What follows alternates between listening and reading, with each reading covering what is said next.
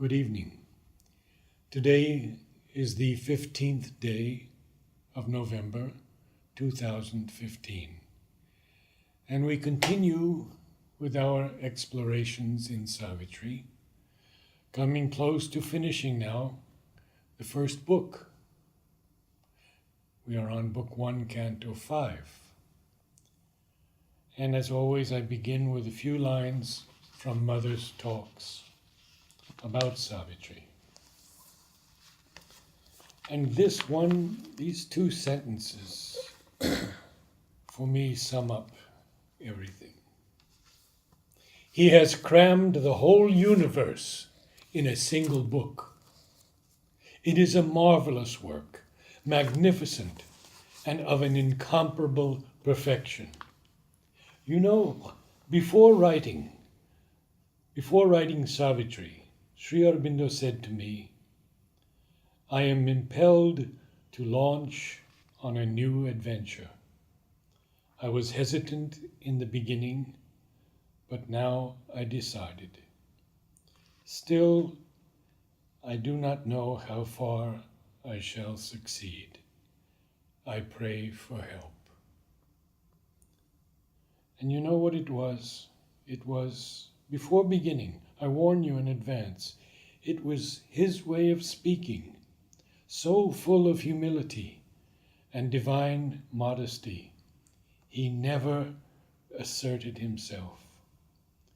On the day he actually began it, he told me, I have launched myself in a rudderless boat upon the vastness of the infinite. And once having started, he wrote page after page without intermission, as though it were a thing already complete up there, and he had only to transcribe it in ink down here on these pages. And so tonight, with our beloved Alok, we continue. Praise God. Some of these moods and moments of the divine incarnate which are described seemingly passingly in the mother's conversations are amazingly beautiful, like the incarnate divine praying to his Shakti for help. It's a wonderful moment. And such things you don't find, just passing phrase, casually she has mentioned. But what it would imply, there are instances of the divine praying for help in Indian thought. Rama praying to Durga, invoking her for his crusade against Ravana. So it implies within it a world of things, that though he is all capable, all knowing, yet they are both in a certain play, have assumed a certain poise. At one point of time when Dilip Kumar Roy asked the mother that you and Sri Aurobindo are very good friends, and the mother became a little serious, and then she replied, he calls me mother. It was a world of, When you enter into the manifestation, then there is nothing else but she alone who can, the whole range of Prakriti, all phenomena from the most mundane and material to the highest are under her charge. And yes, beyond is the Purusha, the unmanifest, who is beyond. But in the circle of manifestation, it is she who alone can really give us whatever is needed for the progress. I remember once that Nilima wrote this little book. Yes. And in it she told me that the first glance Sri Aurobindo had of Mother, he said 3 words, you or she. Yes. The mother speaks of this also. Yes. So we had paused at this marvelous line with the finality of an ultimate phrase. These ultimate phrases abound even in Sri Aurobindo's writings. Invariably, if we see Sri Aurobindo's writings, very often a chapter or a canto will begin as if summarizing what has transpired. And again at the end, it will be a very beautiful summary of what has transpired. So it's something very interesting. And now we continue with the grammar of the infinite. Only infinite can have these rules and go beyond rules. United where times create a mood and tense. So this is a new kind of English, to the style and syntax of identity. So the whole formation, normally meaning which must take the form of sentences. Sentences are the most outward expression. If we go behind the sentence, there is a thought. If we go behind the thought, there is an idea. If we go behind the idea, there is the joy of identity. And through several layers it comes and eventually takes the form of human speech, where we have certain rules. But these rules are based on a kind of convention, but there is a greater unity. There is another kind of grammar which he reveals, united where times, creative mode and tense to the style and syntax of identity. Incidentally, in Indian thought, we have this birth of grammar. So the birth of grammar is from Shiva. And how it starts is with his damru. Now the interesting part about this damru is that, if you hear those sounds, there are 14 sounds, somebody may probably remember the 14 seed sounds in Sanskrit, which originate from the damru, and out of that the whole grammar emerges. Now 14 sounds which are apparently meaningless to a casual hearer, they are random sounds, and out of these sounds a whole logical train of sounds and words and their combinations emerge. So Aurobindo is revealing to us how the rules of speech emerge, but in their origin they are born in a state of freedom, and then they slowly come down and outward towards the human speech.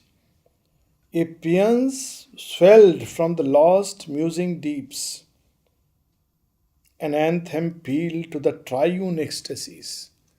So this triune ecstasies is the triple poise of the one divine, individual, cosmic or universal, and the transcendent. And there is an anthem which is rising. This is the original music, rising from the depths of the abysses and climbing toward. This is the first original Samved, if one wants to. Yes. This is the song which is there in matter, aspiring towards the divine. A paean swell, an anthem peal, yes, a cry, and then he says the strophes yes, of an ode, yes, and harmonies, all music. A cry of the moments to the immortal's bliss. Everything in nature cries for that. And this longing in nature, which takes the form of suffering, because eventually all suffering at its bottom is the suffering because of the separation or the sense of separation, because one can never really separate. But at one place mother says human beings have tried very hard to separate themselves from the divine, and then with her characteristic sense of humor she says, and they have succeeded. They really believe that they are separate. and because of this separateness, there is a suffering, sense of separateness. This suffering then changes into longing for this or that, which may once again bring the desired union. This longing at a still higher level changes into aspiration and a yearning. Yes. And this aspiration and yearning eventually ends in the triune ecstasy.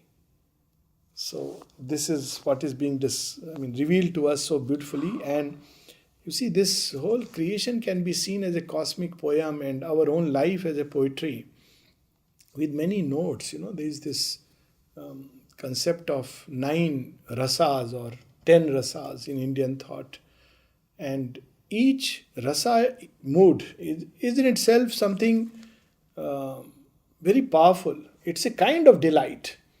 But we see only one small fraction. This is our big problem. Our life, we see a small fraction, a small period of time through which we are passing. But if we could see the whole range, then we would say, what a beautiful poetry and the music. So sometimes even in music there are high notes. There is the beat of the trumpets. There is the laughter of Shiva. And all these come together and create the music of the Lord. And that one passage where he hears the tinkling of the caravan. Yes, the world soul.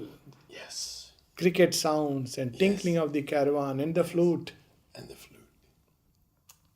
As if these strophes of a cosmic ode, a hierarchy of climbing harmonies. It's amazing, everything is so revealing.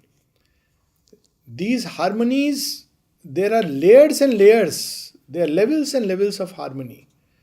And it's a whole world being disclosed to us. At one place, the mother says, she speaks about the doctors and the medical atmosphere. And she says it's not good. It is very conducive to making people sick rather than heal them. So the disciple says, but mother, she's talking about a person X that, she has gone there, but I don't like hospitals. Mother says that, I don't like hospitals, but she has chosen to go there. So the disciple says, but mother, she is doing well. And mother replies, yes, because she is very much in harmony with that atmosphere. So, at every layer there is a kind of harmony. And you are happy in that. But this harmony breaks when you have to go to the next layer and next layer. So there is an ascending harmony. So we have the cliche, ignorance is bliss. Ignorance is bliss. So as we go further and further, newer and newer harmonies are revealed to us. It's a climbing harmonies. It's not something static, not something fixed for all times. People with voices and with visages aspired in a crescendo of the gods. Crescendo of the gods. They have plunged into matter and they are moving towards that. And this is how these harmonies are. This crescendo.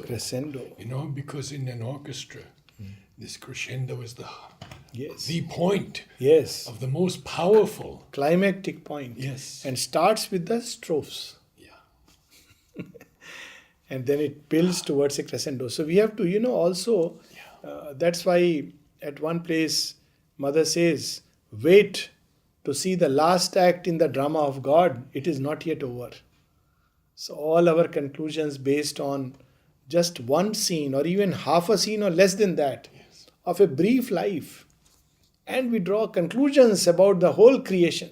Life is a meaningless tale told by an idiot. Well, if I see a small half a sentence of a huge book, I would feel the same thing. But when there is a cosmic vision and a cosmic sentiment, then we see, what a beautiful poem this is.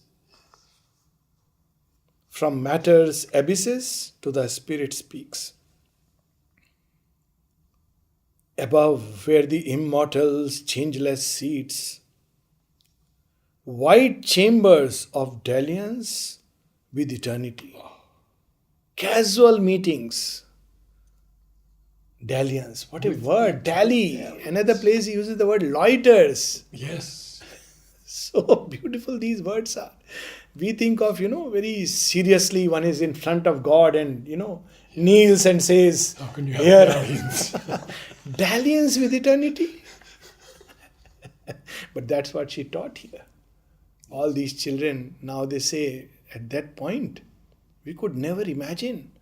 The mother would call us into her room and we would play Ringa Ringa Roses with her. Can we imagine? Yeah. Mother playing Ringa Ringa Roses with the children? Dalliance with eternity. And the stupendous gates of the alone. Across the unfolding of the seas of self appeared the deathless countries of the one. So we see once again the supramental border on which Ashwapati stands. This is several places indicated in this canto. Yes. So this one place again, The deathless countries of the one are the worlds which are beyond the supramental and beyond. So they are based on oneness. So we have Satlok, Chitlok, Tapaslok, Anandlok, Yes. and of course Vigyanmay Lok. These are all countries of the deathless one. There is no death, no grief, and there is the sense of the one and oneness in all beings who are there. And no duality. No duality, and that's why it's the sphere of immortality. But here below is the country of death, the home of death, and this is the big challenge. So Ashapati witnesses appeared the deathless countries of the one, a many miracled consciousness unrolled. So this again, the supramental borders, where the one throws himself out into millions and millions of rays and countless words. Each is a miracle in its own right, a wonder. Vast aim and process and unfettered norms. What? Unfettered We were talking about oxymoron.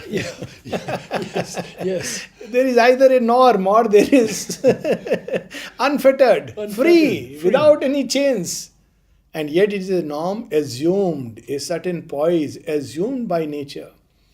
It's like when, parents teach their children, or teachers when they teach their child or a child.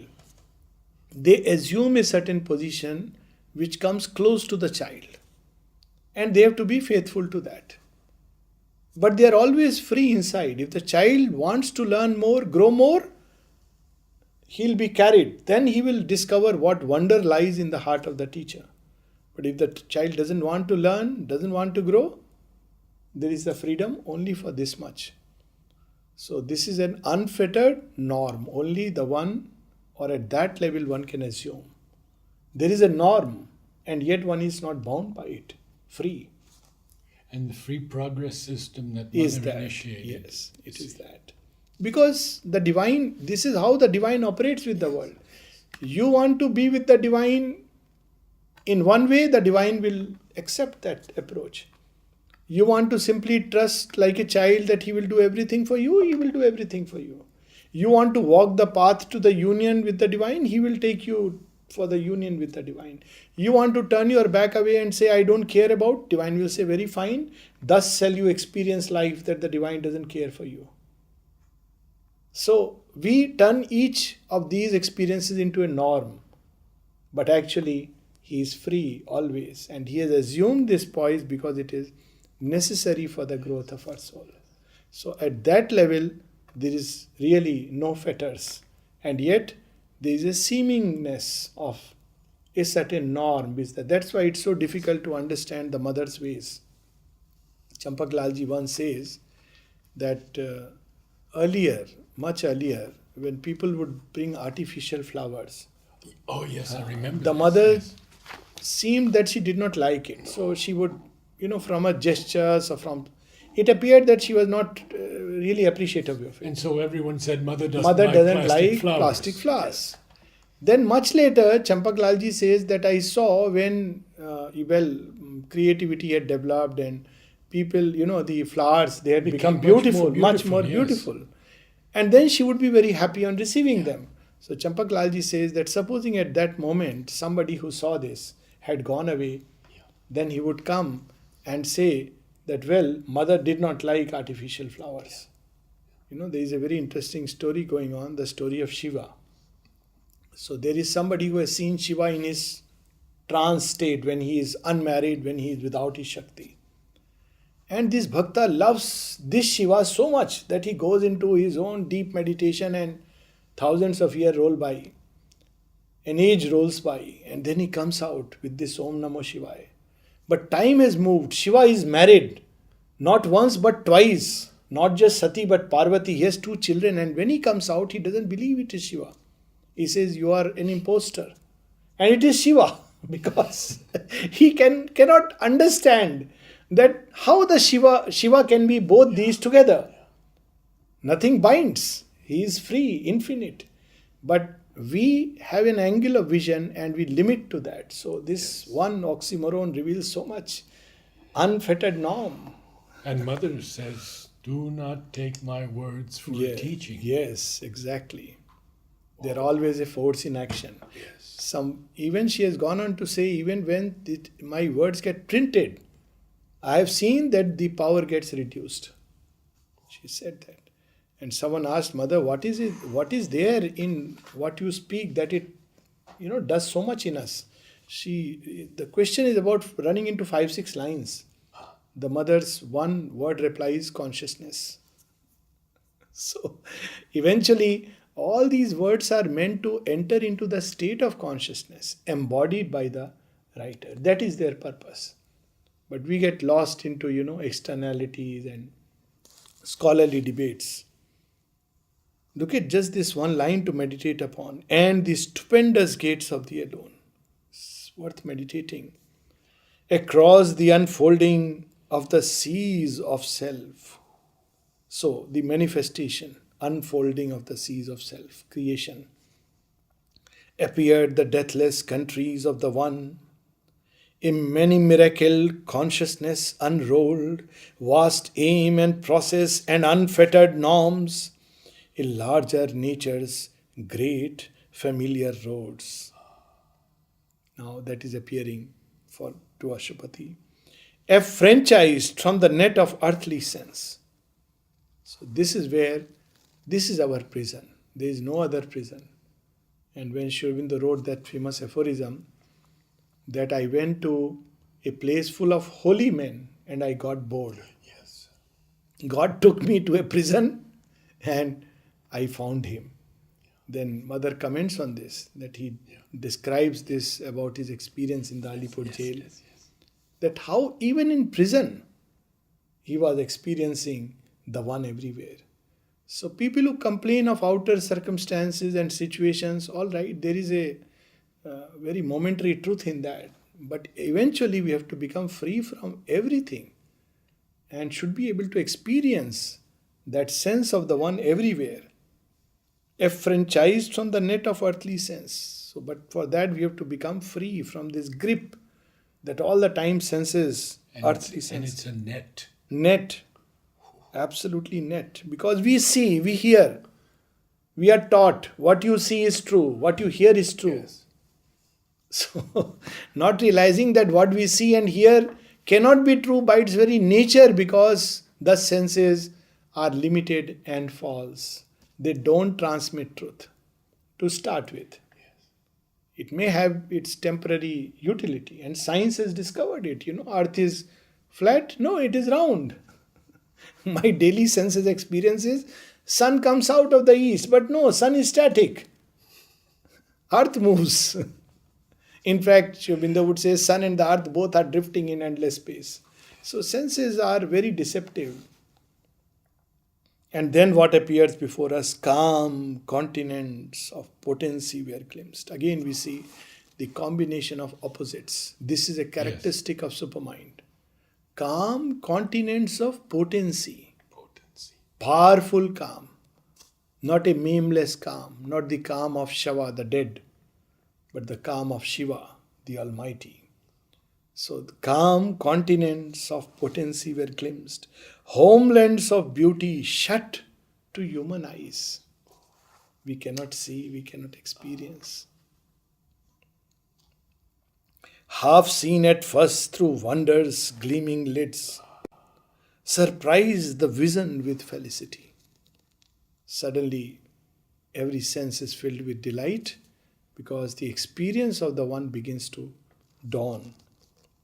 Sunbells of knowledge, moon bells of delight. So we know the sun and the moon are very well-known symbols and visions in spiritual life, and the moon often is the deity of Soma, the delight.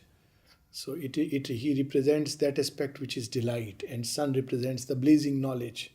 So there are bells, not yet the sun and the moon, but the bells through which one passes and knowledge pours in spontaneously, automatically. Yes, sun belts, Bells moon of belts, knowledge and moon bells of delight. Mere entering that state, that layer, that level of consciousness, one is filled with delight. stretched out in an ecstasy of widenesses. So see how visual it is. And that whole path is becoming wider and wider and wider. Beyond our indigent corporeal range. There he could enter. There a while abide. This, of course, the intuitive and the overmind plane, the borders of the supermind, which are belts where he has entered and he can stay, not only enter there, he could station himself there, a voyager upon uncharted roads. Beyond it, you cannot fix a path. Adventure of the infinite adventure, as you said. Fronting the viewless danger of the unknown. Marvelous line, the viewless danger. That which saves is also that which slays. It's fronting it. Yes. Aurobindo says at one place in Savitri, he bore the stroke of that which saves and slays, or slays and saves. Yes. Danger. Because that is its power, that is its potency. Adventuring across enormous realms, he broke into another space and time. Now he is free, one with the infinite. Now he begins the exploration. So here ends Canto 5 of Book 1. The Yoga of the Spirit's freedom and greatness. We have a few minutes left. Yes, we can. So why don't we go back and just a brief overview of the first 5 cantos of Book 1, just to give that rounded feeling. So as we see, the first and second canto lay the base of the epic. So the first canto is about what this epic is about. It's the birth of light in a world of darkness, birth of delight in a world of suffering and pain, birth of consciousness in a world driven by unconsciousness. And it starts with the dawn. Dawn is the one which brings this birth into being out of the unmanifest night. So it starts with that. And this is relevant to our own life because our own life journey is that. We too progress from darkness to light, from death to immortality. So the epic becomes contextual and contemporary and would remain contextual and contemporary for the future times until there is a complete supramental transformation. That is why it is the book of transformation. And Sri Aurobindo kept it in the epic form. Absolutely. So there is a whole, this epic is about the human journey, about individual journey as well as the collective journey, because these new dawns break upon the race also. And just before that, the night is darkest. So it starts with the abysmal night, fathomless zero, the huge foreboding mind of night. We see, and every time a new dawn has to come, night suddenly takes hold of the consciousness of the race. Aurobindo speaks of this in one of his writings of the several sub-cycles of the 4 yugas in each cycle. So every Satyug has its Satyug, Treta, Dwapar and Kalyug. And every Kalyug will have its high uplifting moments and low. Yesterday night we had one of the dark moments. We had one of the darkest. Dark moments. Paris bombing with France. 150 dead and so many more injured. Yes. But if we wait, this will be one more precursor for realigning the world in terms of truth. What happened after 9/11? There was a realignment of forces. Yes. What happened after Second World War? There was a realignment of forces. So after every night, there is the old harmony, the old order gets broken, and a new order and a new harmony begins to emerge. So this thick of night and the emergence of light is the story of creation itself. And beautifully he starts by saying creation itself is a divine event.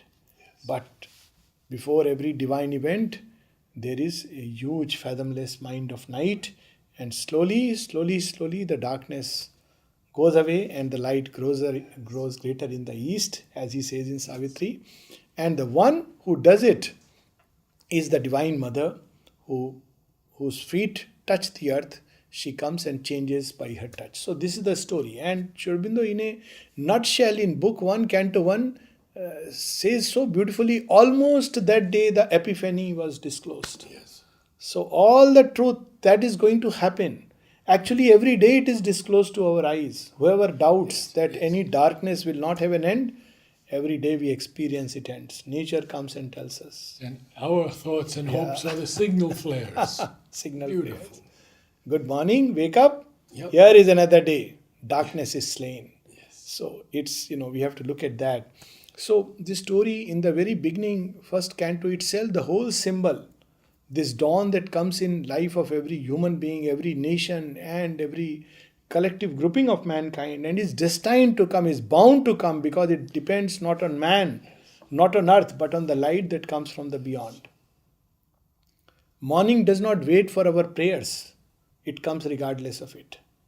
The only thing is, man may choose to continue sleeping or wake up his eyes and collaborate. This is all that is given. Morning will come. It's the sun who will bring the morning. So all that we find in Book 1, Canto 1, and why it has to go back. It has to go back because, again, man is not ready. So once again it retreat, that also is described. Hard is it to persuade earth nature's change, mortality bears ill the eternal's touch. Yes. So all that is, whole Savitri in a summary way is given. And then who is the dawn? Who is the symbol, the bringer of dawn in this epic? And Savitri to awoke among the tribes. So she comes. She is the one who brings the dawn, and she is the symbol of hope, of love, of light, of bliss. So this is how in Book 1, Canto 1, he lays the broad foundation, tells the whole story, and introduces us to the main character. Words fail. How do you describe Savitri? Savitri is Savitri. To call of her a personality, a person, a woman, an avatar, all these are belittling. Yes. Savitri is Savitri, the bringer of light. Then he goes one step further and issue. Issue. Yes. What is the problem that she has come to resolve? What is our real issue? There are people who will make us believe that our issue is, food and a roof, house and clothes. This is not the issue. For this issue, the divine doesn't have to come down. He can do it through many persons on earth, many vibhutis. The real issue is the imperfection of earthly life, because matter itself doesn't respond to the divine.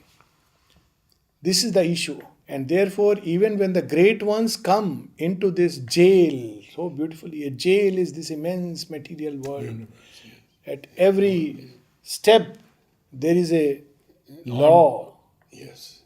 harsh law, Stone-eyed law. stone-eyed law, harsh economy of nature. Yes. So much struggle, so much pain, suffering for one step. Why is it so? See, we don't raise this question. Aurobindo raises it for us. Yes.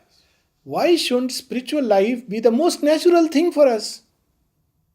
Why we have to struggle and meditate and practice yoga and all this sacrifice of all we cherish here to get one moment of glimpse of the divine? When divine is the one and only reality, there is nothing else but that. Now here he says why it is so. Yes. It is because matter and of course the triple worlds, they are the veils, and unless they change, life will be like that. The soul, just to extricate itself, has to do tremendous effort, because it's caught in a net of ignorance. The soul itself is wonderful, always turned to the divine. As mother said, when someone says, he is a wicked soul, mother said, you have given up yourself by saying he is a wicked soul. All souls are beautiful. Yes. All souls are turned towards the divine. Yes. And she says, it means you don't know your own soul. That time, in one of our conversations, what do you mean by saying wicked soul? Yeah. Souls are always beautiful. They're always turned to the divine. But nature, the clouding, the layers, the matter in which it is, the shroud of ignorance, that is death. Yes. So the first thing is to get out of this ignorance. And Ashupati shows the way. The first step of the yoga is to come out of this ignorance. So we have book 1, canto 3, the yoga of the king, the soul's release from ignorance. Of course, there is a way to connect book 1, canto 2 to book 8, death in the forest, canto 3. But we don't have to do that. This is the first step. Unless we are freed from ignorance, and freedom from ignorance, so beautifully Sri Aurobindo describes the effects that take place. Freedom from ignorance is that we do not make the mistake of identifying ourselves with the mind, life and body. We know we are a soul. Beautifully, as Swami Ramtirth in one of his talks, someone said, Swami Vivekananda. So, you mean to say that you have a soul? We all have a soul? He says, no, I don't mean to say that. I am saying that I am a soul and I have a body. The Upanishads say, he spat out the body. Death is described as spitting out the body. Not the soul leaving, spitting out. And Vivekananda came to somebody's dream actually in one of the night he passed away. And he literally said, I have spat out the body. It's directly from the Upanishad. So this is freedom from ignorance. We don't make that mistake. And as we are freed from that, a new vision, Mother uses the word reversal of consciousness. A wide God knowledge widened from within. World knowledge widened from within. And then a deeper God knowledge poured from above. The mode of knowing changes. It's no more the galley slave labor of the analytical mind. This piecing of information by the scholarly mind can reveal nothing, even about water, earthly life. Leave aside the divine. But that's the mode we know. But when this skull is blown, literally the lid is blown, a wide God knowledge pours from above. A deep world knowledge widens from within. So that is the freedom from ignorance. Yes. And many yogis are satisfied with that. And they would like to, take recourse. But Ashupati discovered something else. He discovered that beyond this realm of ignorance, these first gleamings of knowledge from above and from within, these reversals, are only precursors to many things that are yet unseen, many glories. It's like when we see the sun from afar, it's one shining ball of fire. But if we go near and near, we will see many layers of light and that burning fire. That's how people describe. Even from afar, we talk about the corona and the penumbra and the main center. So that's how it is. But from here, it looks that one glory. So Ashupati takes it because he is born with this work and this mission to explore what lies beyond. Freedom from ignorance is fine. That gives us nirvana. We are free from, we need not come for rebirth again because the schooling is over. We have been given a certificate. Past graduation, if you want, you can go away.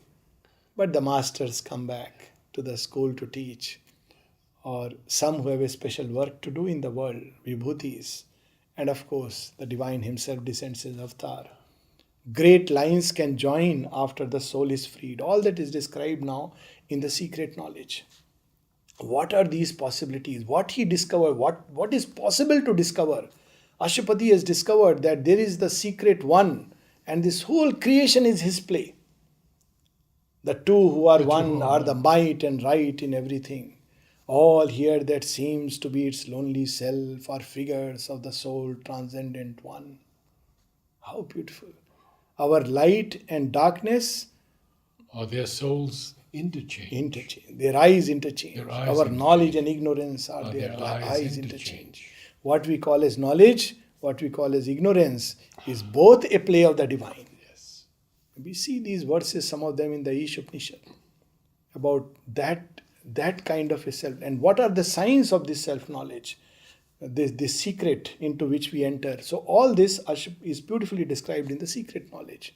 Above all, the goal of the journeyings of the mystery years. Where do we go? Where is this caravan going? Is it just a meaningless journey ending in a blank port of nirvana? Or to discover a new mind and body in the city of God. And that section that begins with "This is the sailor World, on the world, flow of time" yes, the world is sailor. the greatest for me, Yes, unbroken absolutely. vision. This is the sailor, world sailor on the flow of time. So, in this secret knowledge is the base. This is the Vedanta of Aurobindo. And this Vedanta comes several places in secret knowledge. This is a different Vedanta from what we have heard or accustomed to. Yes. Look at these lines.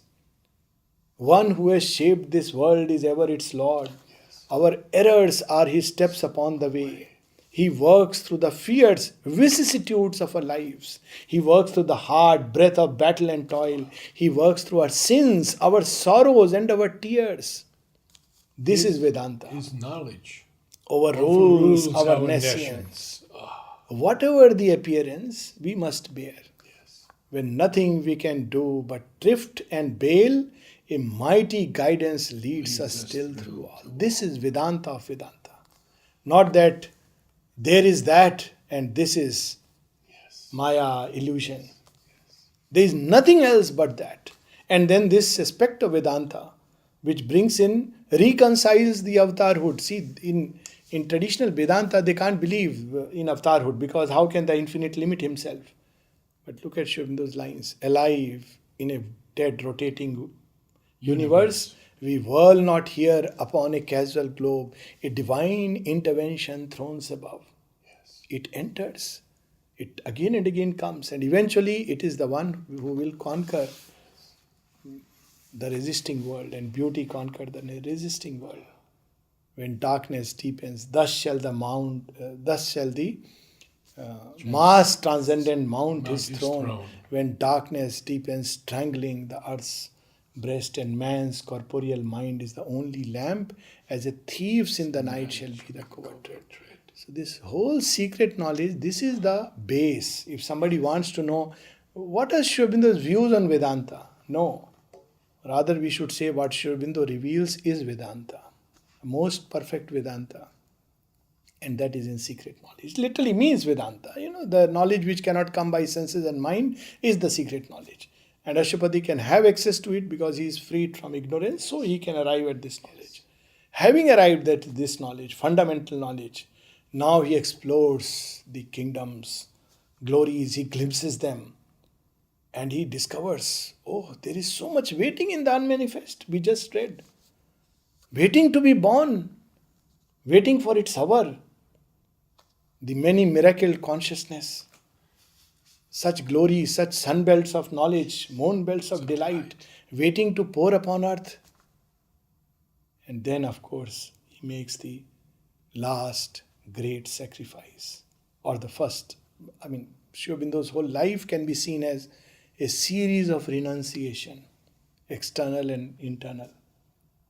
He renounces his coveted ICS. In fact, starts before that. Renounces the comfort of his home to live in the UK under harsh conditions. Yes. Any lesser soul would have said, I can't stay, because they had really tough time. A penny or two a day. And he describes all that was available was a cup of tea and sausage or something which they had to have. And Aurobindo doesn't speak even once bitterly about his father. Manmohan speaks in his letters, but Aurobindo never. And during that time he talks about Light, that poem written at 11, and Harmony of Virtue at 18. Amazing. Then he renounces the coveted ICS. After all this education, Yes. he renounces because he must know India, the Indian people, joins the estate of Baroda. And then he renounces a luxurious job Yes. where he was getting up to 750 rupees a month during that time. Yes. And the secretary to Maharaja Baroda, it means something. Imagine a high secretary in the government of India. They go crazy in the Prime Minister's office. And he is at that point of time to the Maharaja. And he renounces for the sake of the freedom struggle. Which he then renounces. Which he then again renounces after having prepared all the lines. Yeah. he renounces for a greater work. He renounces all the experiences he had before coming to Pondicherry. He says in a letter to Barin, all that were preparations. Who can say that seeing Vasudevam Sarvamiti and the stillness of Nirvana is a preparation? And then he renounces all that to lodge himself in a cave of tapasya called Pondicherry. And then he renounces the supramental realization in his own body for the sake of hastening the collective work. And that we see in Book 2, it starts. He stands on the doors and he plunges himself back to matter. Of course, he is armed now with the deathless light because he has conquered it. He is armed with the fiat of the infinite. With that he discovers, explores. That, of course, is revealed. And then he renounces everything, all that he has achieved, struggled, rightfully acquired for the sake of hastening the collective descent. And God's martyred body, lo, it is finished, the dread mysterious sacrifice of God's martyred body in the world. And all that he has received, achieved, passes on into the mother's body. Where else can we find an example of renunciation? I mean, really tears come to eyes. People talk of renunciation, walking away from home, leaving your clothes and living in Himalayas. It's a very comfortable life, much better than living in Delhi and Bombay. And what with devotees who will make sure that you have dry fruits. And after a while, your body gets used to it. But this is renunciation of renunciation. Someone should write Aurobindo the Great Renunciate. This is his Shiva aspect. Even as he has the Krishna aspect. Taking the collective march of mankind, whether it be the freedom struggle of India or the Great World War, everywhere he has taken, or in the ashram, where we have a representative collectivity, carries everyone together. So this is the base in the first book of Aurobindo's own yoga, his own experiences. And after this he will launch into a journey, as he has said, a different kind of a journey, no more for himself, but to prepare earth, for which he must first see this entire creation, but from another light, another consciousness, and then break further beyond into the supramental and bring down the grace of the Divine Mother in Book 3. Then his yoga at one level is over, and the Mother is in the forefront and he steps behind.